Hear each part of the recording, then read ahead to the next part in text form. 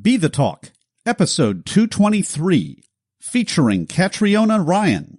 Welcome to BeTheTalk. We go behind the talk 7 days a week for tips and techniques to help you change the world. I'm Nathan Eckel, and a talker myself. I'm interviewing others who change the world with their talk. You can too, even if you've never given a talk before. Let's get started with today's show. We are live with Catriona HERE. Catriona, are you ready to talk? I certainly am, Nathan. Thanks for the invite. Dr. Catriona HERE is a poet, academic writer, and director of Scriptor Cube. She developed a new method of creative thinking using poetry, which is currently part of her research. Dr. Catriona HERE, welcome to the talk. Oh, thanks, Nathan. Thank you.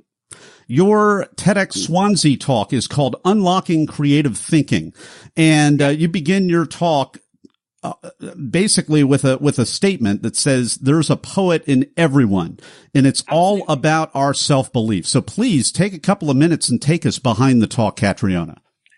Well, Nathan, I really do believe that because for many years, I've taught as a poet. I've taught poetry classes in Ireland and here in the UK, and what I've discovered is, as I've experimented with language, and also through my research, because I'm also, my doctorate is in literature as well. I've learned that, when you encourage people, build up their confidence in terms of using language, but using rich language. For instance, the sound of rich language, like the poetry of Dylan Thomas, it kind of impacts on people. It's almost like a spiritual experience. And I think in many ways, the kind of language that I focus on is that type of rich language. And basically, I think a lot of people feel that that kind of language is not accessible to them. So basically, over the years, I developed this technique, not just for poets and writers, but also for artists and actually architects too, whereby I encourage them to manipulate this language, and then create sort of poetic type sequences and sort of invent poems, basically, but taking them out of their comfort zone. And honest to God, it has been incredible. And so many people have discovered that they can do this, and they're shocked. It's like, oh my God, I can't believe I can do this. And I know I do say in the talk now, you can write like Dylan Thomas. And I know that sounds a bit mad. It does. But I do think people have shocked themselves with the way, with what they can come out with. Like one of the first exercises is that I get people to just forget about reason, forget about logic, just take a pen in your left hand and just write rubbish, right? Just write the first thing that comes off the top of your head. And honest to God, people come out with the most beautiful things. And then from that, then I encourage people to manipulate the language and use it in such a way. And what we're working on language that's, beautiful, rich imagery that is, that kind of has many interpretations. It's a lovely word for that. It's called multivalent. So what I've done with that is I've known people who have used this methodology, and they've gone on to develop the writing, the poetry, the careers as poets. But when I was working at UWTSD here in Swansea over the last few years, I've been teaching this method to artists as well, and postgraduate art students. And it's also another way when you get artists to write poetry using deep metaphors. Like, for instance, I'll give you an example. Moon dipped. And now I know that sounds a bit mad. What does that mean, moon dipped? But it's actually talking about the round nature of the moon. But moon dipped. But also, what I also teach is also levels of interpretation. So the moon represents the feminine, represents female power. And dipped, it's about curvature, so it could be about a woman that's pregnant. But rather than saying, it's a very beautiful multivalent image that's beautiful sounding, and yet it describes what you're talking about, but also in a very wider context.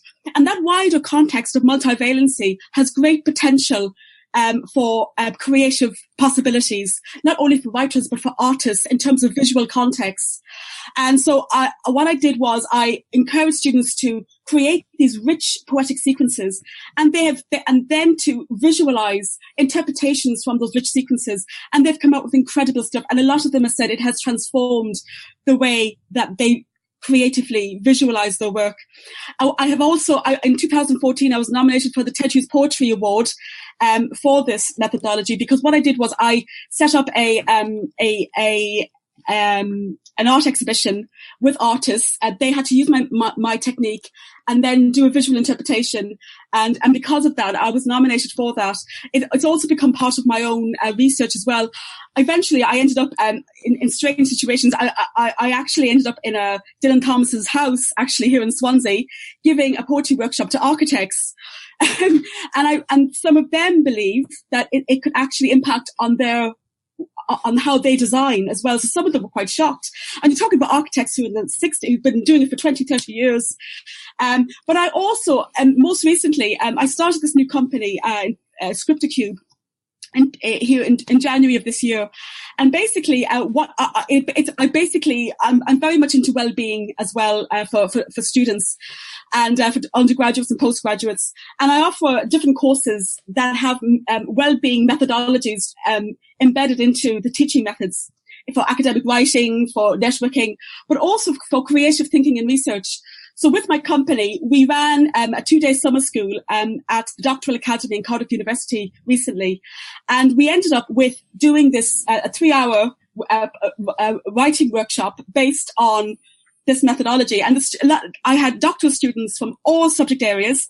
And what I got them to do was basically to contextualize their research in the context of this rich language. Now, at first they found it very strange, but actually they loved it, because I had them getting down on their, like kids, getting down on their hunkers, as my mother used to say, on the floor, playing with words, throwing words up in the air, but they're playing with words. But what they did was they had to create these rich poetic sequences based on their research. And then the last thing they had to do is they had to create a visual interpretation. So we had a pop-up exhibition, which I have on my LinkedIn posts, which I put up there recently. But a lot of them found that it actually it has the potential to enhance their innovation going forward with their doctoral research ideas. So that's another possibility, another route that I could take it. So it's got many, many different ways. And another way I could take it actually is actually, I think even in companies, I think you could enhance in terms of advertising companies, how, if they have a brief, how to come up with original ideas. It's also a great way to de-stress. So I'm going to take it into the corporate sector as well. So it's got a lot of potential, but the basis of it is, it's about building up people's confidence in using language. Poets, there's a poet in everyone. It's not just a minority elite group. It's in everybody. It's all about breaking that boundary with language and believing in yourself that you can create that kind of language. Because what you're doing is you're expressing your soul. That's what you're doing. We've been enjoying this conversation with Catriona Ryan. Her talk is called Unlocking Creative Thinking, and it's a way of, instead of just being matter of fact in your writing, to be able to add some poetic elements. Yes, as you've been hearing, yes, anyone can do it. We're going to be right back with Catriona Ryan in just a moment for the Blitz Round. People ask, how could I start a 7-day-a-week podcast? It's because of what I've learned from my mentors. Some of the best mentors in history aren't around anymore. They've left hours of one-on-one mentoring behind in their books. Each month at Classics on Tap, I record a new chapter from a classic business book to help you make a difference. Download your first chapter at classicsontap.com. And we're back with Catriona Ryan. It is time for the Blitz Round. I'm going to ask Catriona a series of either-or questions related to the preparation and performance of her recent branded talk. Catriona, are you ready? I am. All right, first question. Were you invited to speak or did you apply? It was both. I was the person who ran it, someone mentioned me to him, but I also made an application to it as well. So it was a kind of a combination of both. Yeah. Are you a memorizer, an improviser, or a blender? I think I'm a bit of both, Nathan. I think I felt that I did memorize sort of key areas that I wanted to discuss, but I felt that was important. But I trust myself enough to improvise from, knowing the sort of the rough structure of what the talk was going to be. So it's a bit of both, I think. Yeah, what's a tip? What's a tip, a tool, or a technique that helped you prepare? You know what? Mindfulness.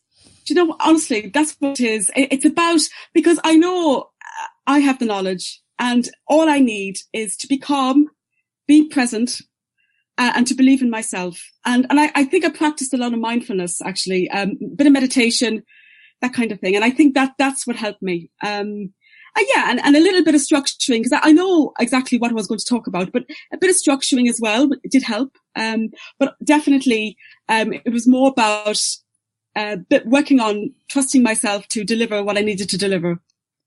That's important, knowing what you know and knowing you can bring it in the face of all kinds of, what we will call excitement, that other people call it something else, but we call it excitement. Here's the next question. This is the cut for time question. What was the most painful part of your talk that you had to cut out for time? I don't think, I guess, well, I suppose there's an awful lot I wanted to get in, and I had to cut a good bit out in terms of, this, because there's so many aspects, to my methodology and all the wonderful things that have happened. And I couldn't really get it all in. And I suppose, I think that was the most painful part of it, because I only had 17 minutes, and I got in a significant portion.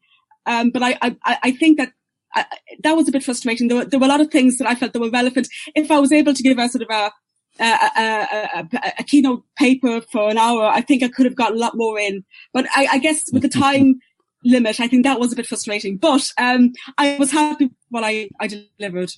Well, and that's the double-edged sword. And the whole reason that the rest of us outside of academia or siloed professional organizations or whatever, we come to a TED Talk or a branded talk because of the short form, idea-centric nature of the talk, as opposed to, a high-level academic talk or whatever you might have. Final question. What was the most unexpected, strange, or just plain weird thing that happened during or right before your talk? Well, do you know what, Nathan? I'll tell you exactly what it was. It was the surreal experience of being there. I mean, there I was. My wife was in the audience. And it was like, TEDx is such a massive global brand. And then my name was called. I watched, there was one or two speakers before me. And then there was this big circle in the middle of the stage which said TEDx, and I had to stand in the middle of it. And it was just that was profound. It really was a profound experience. I felt exalted, I have to admit. And I was very nervous at the beginning, but then suddenly I just relaxed into it. And there was this lovely, it just felt very natural. But I think that was, a very extraordinary moment for me. It really was. Yeah. Can you elaborate onto you had the nerves, the excitement, and then it started wearing off. Is it because you took action? Is it because of a certain thing that you did specifically? Well, I think the nerves were, my mother used to always say, Lord rest her, she used to always say, if you're not nervous, something's wrong. If you're too relaxed, that's not good. And you need a little bit of nervous anxiety to get that adrenaline going, to keep you a bit focused. And I think what it was, it was, I suppose, it's such a major brand at TEDx and the whole TED Global thing. And I guess, I felt nervous about what my performance was going to be, how I was going to present, how I was going to, would I speak too fast? Being Irish, I do speak a lot, quite fast. Irish people tend to speak quite fast. But in actual fact, when after the first minute and a half, I just, I myself jumping down and it just felt very natural, the whole thing. And it was a great experience, and as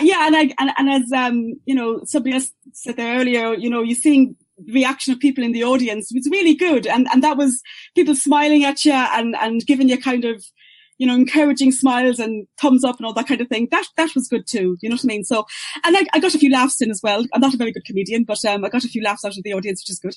So that helped too. We've been enjoying the Blitz Round with Dr. Catriona Ryan. Her talk is called Unlocking Creative Thinking. You can find out more about that talk by going to our show notes page at BeTheTalk.com. We have a clickable link to her talk, as well as you can check out her website at scriptorcube.com. And I'm going to spell that for you. SCRIPTORCUBE, scriptorcube.com. And we'll be back in just a moment with Catriona Ryan and the final word of advice for Talk Universe. Everyone wants to change the world, but not everyone knows the first step. Before you can change the world with your talk, it has to be selected. So grab the templates, timelines, and tools that I use to get my talk selected at BeTheTalk.com. And we're back with Catriona Ryan. It's time for the final word of advice for Talk Universe. What is it? You know what?